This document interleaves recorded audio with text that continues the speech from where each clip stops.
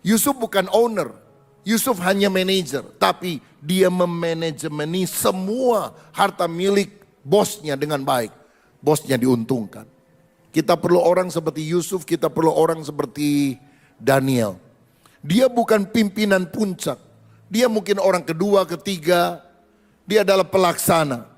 Tapi apa yang dipercayakan oleh pimpinannya nggak akan jadi lebih jelek, tapi justru akan berlipat ganda menjadi lebih bagus oleh anak-anak Tuhan yang hidup cinta Tuhan.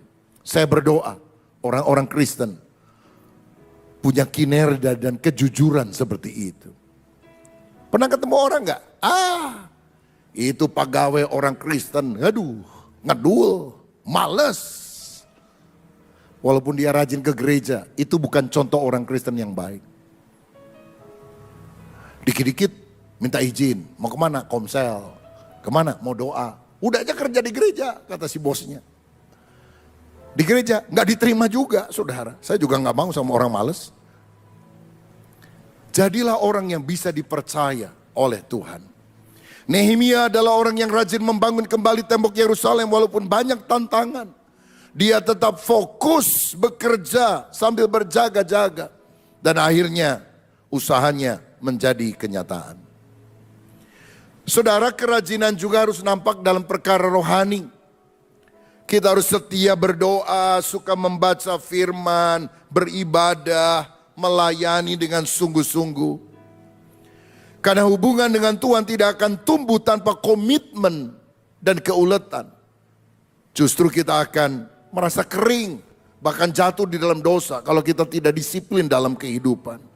2 Petrus 1 ayat 5 sampai 7. Justru karena itu, kamu harus dengan sungguh-sungguh berusaha untuk menambahkan kepada imanmu kebajikan, dan kepada kebajikan pengetahuan, dan kepada pengetahuan penguasaan diri, kepada penguasaan diri ketekunan, dan kepada ketekunan kesalehan. Dan kepada kesalehan kasih akan saudara-saudara, dan kepada kasih akan saudara-saudara, kasih akan semua orang. Hidup orang Kristen itu mesti progresif, mengalami kemajuan, mengalami peningkatan.